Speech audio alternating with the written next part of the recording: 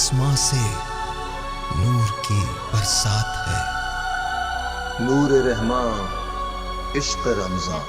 اور ایسی ہی خاتون سے آج میں آپ کو ملوا رہی ہوں جنہوں نے اپنے گھر سے اپنے ایک چھوٹے پیمانے پہ کام شروع کیا، اور آج ماشاءاللہ ان کے کام میں اور ان کے لوگوں کی مدد کے حوالے سے جو بھی ان کے سلسلہ ہے پورا، اس میں اللہ تعالیٰ نے اتنی برکت عطا فرمائی کہ وہ اب پورا ہی ایک کھانا گھر بن گیا ہے۔ لوگوں کو کھانا کھلانا ایک بہت بڑی عبادت ہے، اللہ تعالیٰ کو وہ لوگ پسند ہیں، وہ لوگ اللہ تعالیٰ کے نزدیک ہوتے ہیں جو لوگوں کو کھانا کھلاتے ہیں۔ اور ہمارے ساتھ بھی ایسی ہی خاتون موجود ہیں، ان کا نام ہے پروین سعید صاحبہ۔ السلام علیکم۔ وعلیکم السلام۔ پروین صاحبہ، کیا کہوں، ہم اپنی پوری قوم ہی آپ کو سلام پیش کرتی ہے کہ اس طرح سے آپ نے یہ سلسلہ شروع کیا ہے، اور یہ کھانا گھر جو آپ کا ہے، میں چاہوں گی کہ یہ کس طرح ابتدا ہوئی، اس کے حوالے سے بھی کچھ بتائیے گا۔ جی، آج سے 21 سال پہلے کھانا گھر کا آغاز کیا تھا میں نے۔ جی، اور اس وقت کیا تھا کہ جب ایک ماں نے اپنے 2 بچوں کو مار دیا تھا، وہ بچے 2 دن سے بھوکے تھے۔ اچھا، تو میں بھی ماں تھی، میں نے کہا کہ یہ کیا مسئلے مسائل اتنے زیادہ ہو گئے کہ ماں کی محبت نیچے آ گئی ہے اور بھوک اوپر چلی گئی کہ بھوک کی وجہ سے اس نے اپنے بچوں کو مار دیا۔ بہرحال بہت تکلیف دہ مرحلے تھے، لیکن میں نے بحیثیت ایک ماں کے سوچا تھا کہ ایسا نہیں ہونا چاہیے۔ تو پھر وہیں سے میں نے اپنے گھر سے آغاز کیا کھانا گھر کا، اور بہت چھوٹے پیمانے پہ کیا۔ پہلے دن جب کیا تو 2 لوگ کھا رہے تھے، میں نے کہا اللہ تیرا شکر ہے 2 لوگ بھی میرے دسترخوان پر آئے تو بہت بڑی بات ہے تیری۔ ماشاءاللہ۔ بس اسی طرح پورے علاقے میں کام کرتی رہی، اور 32 سال میں نے اس علاقے میں، سرجانی ٹاؤن کے علاقے میں نے کام کیا ہے۔ اپنی زندگی کے 32 سال وہاں گزارے، اور 21 سال میرا کھانا گھر چلاتے ہوئے ہو گیا ہے۔ تو اللہ کا شکر ہے، میرا مقصد صرف یہ ہے کہ ہمارے ملک سے بھوک کا خاتمہ ہونا چاہیے۔ ماشاءاللہ، ہمارا مشن ہی یہی ہے کہ بھوک یہاں نہ ہو۔ غربت، مہنگائی، بے روزگاری، یہ وہ تمام عوامل ہیں جو ایک غریب کو غریب تر بنا رہے ہیں، ان کے مسائل میں اضافہ کر رہے ہیں۔ کھانا گھر نے اپنی ایک چھوٹی سی کوشش کی تھی تو لوگوں کو بھوک سے بچایا جا سکے، لوگوں کو ان کے دسترس میں لا کر کھانا دیا جائے۔ تو 2 روپے سے ہم نے کھانا دینا شروع کیا تھا، لیکن پھر مہنگائی اتنی ہوئی کہ ہم نے 3 روپے کیا، لیکن 3 روپے میں روٹی اور سالن ہم دیتے ہیں۔ اور اب کرونا کے بعد تو یہ حال ہو گیا ہے کہ لوگوں کے پاس وہ 3 روپے بھی نہیں ہے، صحیح، تو ایک بڑی تعداد جو ہے نا فری کھانا کھاتی ہے۔ لیکن ہم نے ٹوکن منی کے طور پہ 3 روپے اس لیے رکھے تھے کہ لوگ خرید کے کھائیں، ان کی عزت نفس مجروح نہ ہو، اور وہ محنت بھی کریں، محنت کر کے لے کر آئیں۔ ایسے نہیں ہے کہ جی یہاں آئے ہیں کھانا گھر پہ تو فری کھانا مل جائے گا۔ تو بہت ساری چیزیں ہم نے سامنے رکھی تھی، اور الحمدللہ اللہ کا بہت شکر ہے، احسان ہے اس رب کا کہ جو 2 لوگوں سے شروع کیا تھا آج ہزاروں لوگ کھانا گھر سے۔ اللہ تعالیٰ نے اتنی برکت عطا فرمائی آپ کے دسترخوان میں۔ جی، اللہ کا فضل ہے۔ 21 سال کا یہ سفر ہے آپ کا ماشاءاللہ، اور اس سفر میں آپ کو مشکلات بھی بہت یقیناً پیش آئی ہوں گی۔ دیکھیں مشکلات تو میں نے کبھی یہ نہیں سوچا، اس لیے کہ اپنا گھر، اپنے بچے سب اسی راہ پہ لگا دیے تھے کہ وہ اب زندگی کا مقصد یہی ہے۔ مشکلات اس وقت آئیں جب مہنگائی بڑھنے لگی۔ آپ کتنی بھی کوشش کر لیں، کیسے بھی کر لیں، لیکن اگر آٹا ہم نے جب شروع کیا تھا 2002 جنوری میں تو 450 روپے کی بوری تھی 50 کلو کی، آج وہ 3500 روپے کی بوری ہے 50 کلو کی۔ تو آپ اندازہ کر لیں کہ جو دالیں 12-14 روپے تھیں آج 150-200 روپے ہیں۔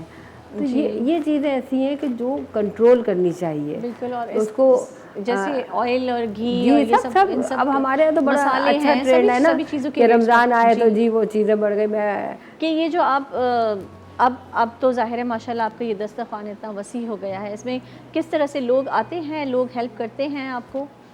دیکھیے جتنا بڑا مسئلہ ہے کھانا اور بھوک اور یہ تمام چیزیں، میں یہ سمجھتی ہوں بحیثیت ایک خاتون کے میں نے اپنا سفر بڑی احتیاط سے کیا۔ میری زندگی کا جو مشن تھا، وہ جو ایجوکیشن تھی میری اور جو میرے خواب تھے وہ کہ میں جرنلزم کی فیلڈ میں جاؤں، اور میں نے ماسٹر بھی کیا جرنلزم میں کراچی یونیورسٹی سے۔ ماسٹرز ہیں جرنلزم میں؟ لیکن اللہ نے آپ کے لیے راستے متعین کیے، آپ کو چنا ہوا تھا اللہ تعالیٰ نے اس کام کے لیے۔ اللہ نے جب اس طرف میری توجہ لگائی تو پھر ساری چیزیں ختم ہو گئی۔ زندگی کا کوئی حاصل نہیں رہا سوائے اس کے کہ لوگ پیٹ بھر کے کھانا کھائیں، ان کے دیگر پر ایک نہیں ہوتی۔ بیچارہ غریب آدمی آیا اس کا بچہ بیمار ہو گیا کہاں لے کے جائے, اس کے بچے کو اگر وہ پڑھانے کے شوقین ہے تو کہاں سے فیس دے. وہ تمام مسائل اس بھوک کے ساتھ جڑے ہوئے ہیں جو کہ ہم سمجھتے ہیں کہ بہت آسانی سے ہم دیکھتے ہیں اچھا یہ بھوکا ہے اس کو کھانا کھلا دیں, لیکن اس کے مسائل اس سے ہٹ کر بہت بڑے ہیں.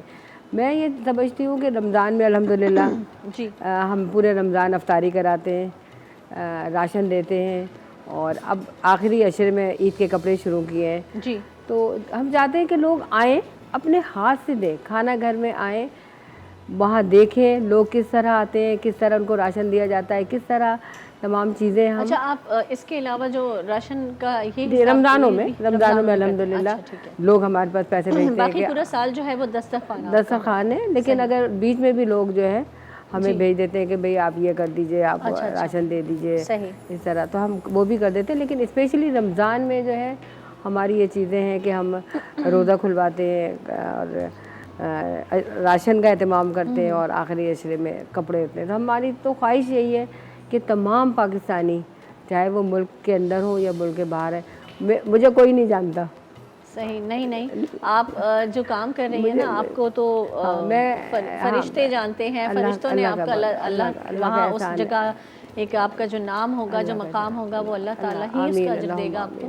تو بس میں چاہتی ہوں کہ سب مل جائیں اور اس بھوک کو ہمارے ملک سے بالکل دور کر دیں, غریب کو روزگار ملے, مہنگائی اس کی کم ہو کہ وہ بیچارہ اپنے جو کما رہا ہے اس میں ہی اس کا دال دلیا چلتا رہے.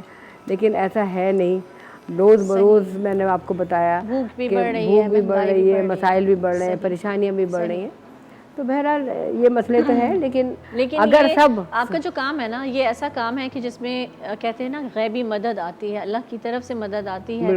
اور آپ نے جو یہ بیڑا اٹھایا ہے یہ اللہ تعالیٰ ہی اس میں برکت رکھے گا. میں آپ کو ایک بہت اچھی بات بتاؤں, میں تقریباً 1 مہینہ پہلے میں عمرہ کرنے گئی. ماشاءاللہ وہاں میں بیٹھی ہوئی تھی حرم کے سامنے. میں نے کہا اللہ تعالیٰ, مطلب ہم تو اتنی دور ہو گئے کہ اب اس کو چھو بھی نہیں سکتے, جتنی دفعہ آئے اس کو ہاتھ لگایا, لیکن دور سے بیٹھے میں یہ دعا کرتی ہوں تجھ سے کہ میرا دسترخوان اتنا دراز کر دینا کہ مطلب کوئی بھی دن ہم افطاری یا راشن کے بغیر نہیں کریں. الحمدللہ آج جو ہے 24ویں افطاری ہے اور کھانا گھر کا دسترخوان سج رہا ہے, ہزاروں کی تعداد میں لوگ افطار کر رہے ہیں. تو میرے رب نے مطلب وہ راستے متعین کیے, وہ دعا آپ کے دل سے نکلی اور اللہ نے قبول کی. تو یہ ہے کہ اللہ تعالیٰ ساتھ دیتا ہے, رازق وہی ہے, کوئی شک ہی نہیں ہے اس میں. ہمارے ساتھ ناظرین اس وقت ہمیں جوائن کیا ہے جواد حیدر ہاشمی صاحب نے, اور یہ اسسٹنٹ پروفیسر ہیں Islamic learning department Karachi university کے. السلام علیکم اور ویلکم کہتے ہیں آپ کو پروگرام میں. ہم ابھی بات کر رہے تھے جواد حیدر صاحب آپ کی موجودگی کا میں فائدہ اٹھاتے ہوئے, کیونکہ آپ اسلامک لرننگ ڈپارٹمنٹ سے ہیں, تو میں چاہوں گی کہ آپ بھی اس میں اپنا انپٹ دیجیے کہ ہماری قوم میں آپ دیکھیں کہ یہاں پر بڑا ایک المیہ ہے ہمارا کہ مہنگائی ہے, بھوک ہے, مختلف پریشانیاں ہیں لوگوں کی. اس کے باوجود ایسے لوگ اللہ تعالیٰ نے ہم کو عطا کیے ہیں کہ وہ وعدہ اس نے کیا ہے نا کہ وہ جب اس نے پیدا کیا ہے تو وہ پہنچائے گا, جس طرح سے بھی پہنچائے. تو یہ وہ ذریعہ بنتے ہیں, سبب بنتے ہیں. کیا کہیں گے آپ ہماری یہ جو قوم میں جو ایک خدمت خلق کا جذبہ ہے اس حوالے سے؟ بسم اللہ الرحمن الرحیم. یقیناً خدمت خلق کا حکم کیا اللہ رب العزت کی. جی آپ جی ایک سیکنڈ مائک آف, سوری. جی ہاں جی.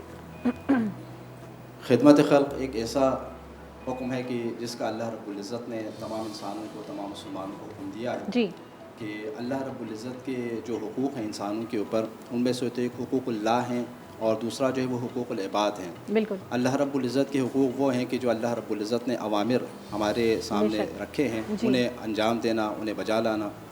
لیکن اللہ تعالیٰ نے اپنے بندوں کے حوالے سے بھی کچھ ذمہ داریاں باقی انسانوں کے اوپر رکھی ہیں کہ جب تک انسان ان ذمہ داریوں کو انجام نہ دیں اس وقت تک وہ بری و ذمہ نہیں ہو سکتا. اور قرآن کریم کے اندر اللہ رب العزت کا ارشاد ہے کہ لیس البر ان تولوا قبل المشرق والمغرب ولکن البر من آمن باللہ والیوم الآخر. اور اسی طرح آگے ارشاد ہے کہ والملائکۃ والکتاب والنبیین وآت المال علی حبہ ذوی القربى والیتامى والمساکین وابن السبیل.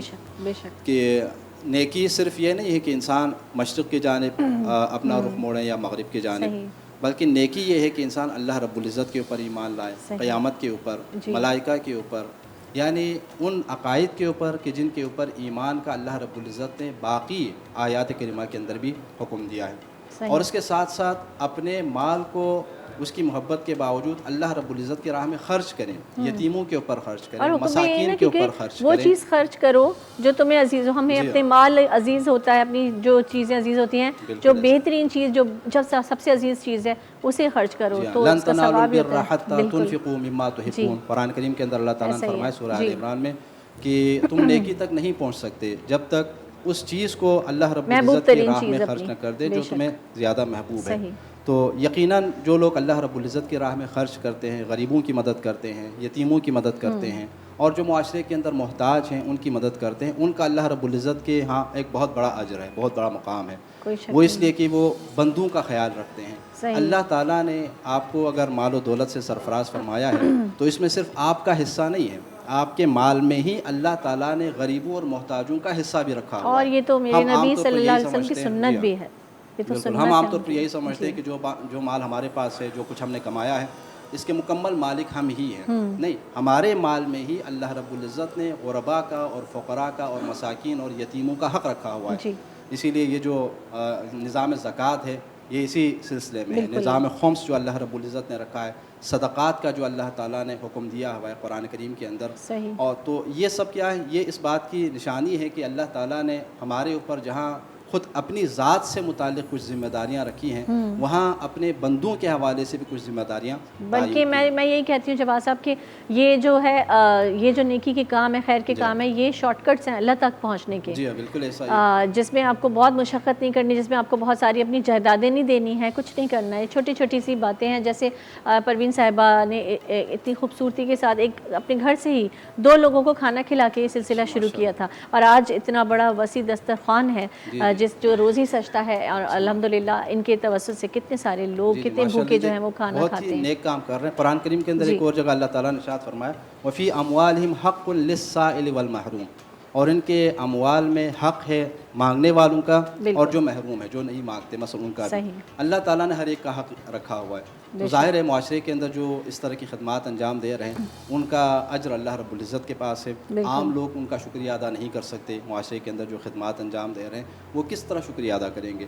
وہ زیادہ سے زیادہ ان کا ایک مرتبہ الفاظ کے ذریعے یا ان کا ایک احترام کر کے شکریہ ادا کر سکتے ہیں، لیکن حقیقی جو اجر ہے ان کا وہ اللہ رب العزت کے ہے کہ کل قیامت کے دن جب اللہ تعالیٰ کی بارگاہ میں ایسے افراد پہنچیں گے تو یقیناً اللہ تعالیٰ جو ہے انہیں سرفراز فرمائے گا. تو اس لیے یہ ایسی ذمہ داری ہے کہ جس کو جب ہم ادا کریں گے تو اللہ رب العزت کے ہاں انشاءاللہ بری ذمہ ہوں. بہت شکریہ جواز صاحب آپ کا. پروین صاحبہ آپ کا بھی بہت شکریہ ہمیں جوائن کرنے کا. اور میں تو یہ کہوں گی کہ پوری قوم کی طرف سے ہم آپ کو سلام پیش کرتے ہیں کہ ایسے لوگ اللہ تعالیٰ نے ہمیں عطا کیے ہیں کہ کتنی بھوک ہے، کتنے افلاس ہے، لیکن ان لوگوں کی وجہ سے کتنے بچے، کتنی مائیں، کتنے لوگ ہیں، کتنے بھائی ہیں جو بھوکے نہیں سوتے. تو یہ بہت بڑی بات ہے. اللہ تعالیٰ اس کا اجر جو ہے آپ کو اجر عظیم عطا فرمائے. ناظرین کہیں مت جائیے گا، ابھی ٹرانسمیشن کا آغاز ہوا ہے باقاعدہ. اور آسماں سے نور کی برسات